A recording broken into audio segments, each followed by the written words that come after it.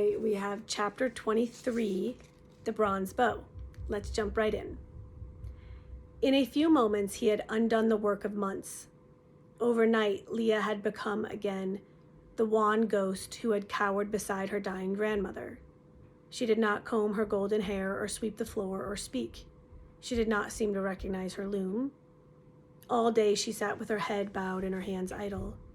It was as though everything that had happened since the day of Daniel's homecoming had never been, except that one thing had changed. Now, above all else, she feared him. In a torment of remorse, Daniel did all the work about the house, the sweeping and washing and baking. He steeled himself against her constant trembling and the cringing whenever he came through the door. When she refused to notice her food, so long as he was in the room, he left the bowl on the mat beside her. Sometimes when he returned, it was half empty. More often, it was untouched. He pleaded with her very gently. He was more patient than he had ever imagined he was capable of being. But her eyes, when he glimpsed them rarely, were like empty windows. He dreaded to look lest he should see the demons staring out of them. He was sure now that they possessed her completely. Just when the hope of Jesus began to work in him, he did not know. It began as a small flicker in the darkness of his mind. All day at the forge, the hope grew slowly, till it filled his every thought. They said that Jesus could cast out demons, demons so terrible that they made a man tear his own flesh. Could he cast out the silent demons too, those that hid himself deep in the shadows? Could he ask anything of Jesus when he had refused to follow him? And did he dare to ask Jesus to help Leah, when he knew in his heart that he himself was to blame that the demons had come back? Yet he remembered how Jesus, in a way he had never understood, had somehow lifted from him the terrible weight of Samson's death. If only he could take to Jesus this heavier burden of guilt. In the sleepless hours, he forgot the doubts that had confused him that night on the rooftop. He remembered only the infinite kindness of the teacher's eyes. He did not think that Jesus would turn him away. There came an afternoon when his mind was suddenly made up. He laid down his hammer and took the road to Capernaum. He reached the city toward evening and made his way at once to the shore. The fishing boats were deserted. A single aged man with his crutches beside him stared out over the water. "They have all gone," he whined. "Not a thought for us who couldn't walk." "Gone where?" "Who knows?" the man sighed. "They have been gone all day. They followed the master, a great crowd of them. He went out in the boat, and Andrew rowed him across the lake.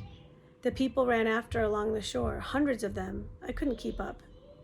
"Which way?" "To the west, toward the plain." Daniel hurried away. He was in no mood to wait, especially in this dismal company. He would go out to meet the returning crowd. For the first time, he understood why they had refused to be left behind. This time, he wanted something himself, and he knew their impatience. It was not hard to follow the route they had taken along the rocky shore path.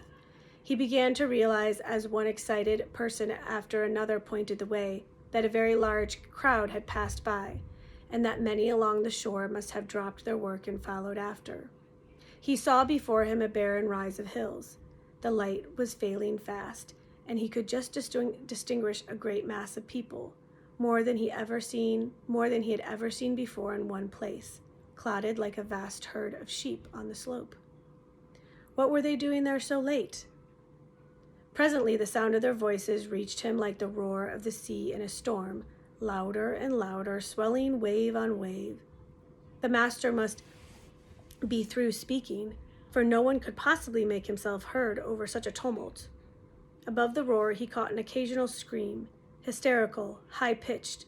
He had never heard a sound quite like this. His heart began to pound. He caught up finally with the rear of the crowd. They were all on their feet, pushing, shoving, craning their necks with a frenzy he had never seen before. Up ahead, their voices rose in a sort of chant. "What is it?" He caught the arm of the man nearest him. "What are they shouting?" "Why, where are your wits, boy?" "I've just come, tell me." "It's the Messiah. Listen." As he grasped the words, his heart gave a great leap. "Hosanna, blessed be he that cometh," over and over, over and over. It is the day of the Lord, screamed a voice above all the rest. He has declared himself? Daniel thought with rapture, forgetting Leah, forgetting his exhaustion and doubt, forgetting everything but the fierce joy that shook him from head to foot. Did he tell you? He demanded, still clutching the man's arm. Tell me? What did he say? Say? He did better than that. He did better than say. He fed us. Don't you see the bread? Pick some up for yourself. There's plenty. The man shook himself loose. Praise be, he shouted, pushing forward. Salvation is come. Daniel looked down. He saw a glimmer of white on the ground and stooped to it. Bread? He held it in his hand. Farther on, he saw another crust and another. Bread? For all these people? People all over the hillside? There must be thousands. Wait a minute. He ran after the man. Where did the bread come from? How do I know? All I know is they sent back word for us to sit down. Then someone passed me bread. The shouting was growing more frenzied. Let him be king, they screamed. He is our deliverer. Down with Rome. Still, Daniel could not see Jesus. He began to push his way through the jostling bodies. If only Joel were here, he thought with sharp regret. The end of all their waiting, and Joel was not there to see it. Daniel! Out of the darkness came a familiar voice. Simon? The two friends grasped each other's arms. Where is he, Simon? He has gone. Gone? They're going to crown him king. I know, but he is gone. We pleaded with him, but he told us to hold back the crowd, and then he went with Simon and James and John. Where? Back into the hills somewhere. We must go after him. Hurry. We will not find him. He said that no one was to follow him. Daniel rocked back from the words as from a wall. Baffled, he stood quivering, his eyes straining ahead. Where could he look in the darkness? Numb with disappointment, he stared at his friend. Then he realized that all around him, like a bonfire that had leaped too high, the exaltation was dying down. Shouts of joy were giving way to cries of anger. Like Daniel, the people could not believe that Jesus had gone. He must be hiding, waiting to be coaxed. Here and there, fierce, sudden arguments broke out. If the man wanted to be king, why didn't he stand up and act like a king? Women threaded through the crowd, searching out their men and urging them to go home. Slowly the tide turned back down the hill. Come, said Simon quietly. You can spend the night with me. Simon, why? Daniel burst out. They would have given him a crown. I don't know. Perhaps it's not time. When will there be a better time? That is for him to choose. But will he? What does he want? What sort of man is he anyway? Simon looked back at him. In the darkness of his eyes suddenly blazed. I believe he is the Messiah, sent from God, he said. Daniel felt a chill along his spine. Has he said so? Not to me, perhaps to those three. I think Simon knows. Then why would he not be king? I have told you I don't know. If he is the Messiah, how soon will he lead us against the enemy? Simon walked on for a time without answering. Finally he spoke. He will never lead us against Rome, Daniel. I have given up all hope of that. The quiet words had the force of a blow. Daniel had his answer at last. Joel had tried to tell him, and Thesea. Even Jesus himself. Now Simon had confirmed the doubt that all these months had blocked the way between him and the man of Nazareth. Then why do you stay with him? All the boy's bitterness broke through the reproach. Where else could I go? Simon answered.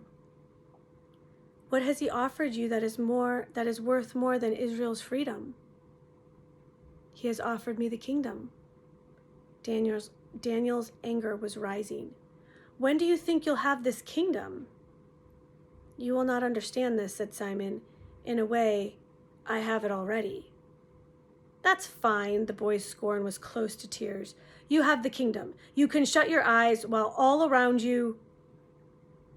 I have not shut my eyes, said Simon. I know well enough that nothing in Israel has changed.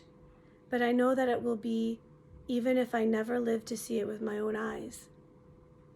Listen to me, Daniel, he went on.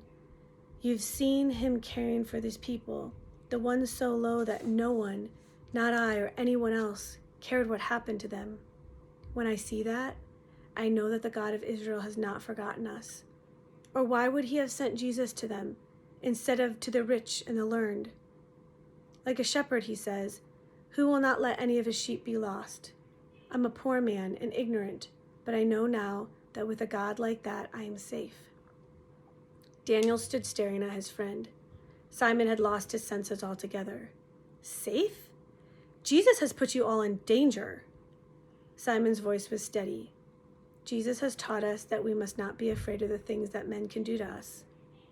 Suppose they put chains on all of you and drag you off to prison. He says that the only chains that matter are fear and hate, because they chain our souls. If we do not hate anyone and do not fear anyone, then we are free. Free? In chains? Simon, you know what they could do to you? How could you possibly not be afraid? I don't say I'm not afraid, said Simon, but Jesus is not, and he is the hope of Israel. What has he done to prove it? How do you know you're not risking your life for nothing? We can never know, Simon answered slowly. God hides the future from man's eyes. We are forced to choose not knowing. I have chosen Jesus. This was his chance tonight. Do you think he will ever do anything now? I don't know what he will do. It is enough for me that he has promised. It is not enough for me, Daniel cried. Promises are easy. They are nothing but words. I want a leader who will make his promises good. He flung himself away from Simon and stumbled ahead into the darkness. He could not see his way, but he knew that from now on he was alone. There was no friend to fight beside him. There was no leader to follow. There was nothing left to him but his hatred and his vow. And that concludes chapter 23 of the Bronze Bow.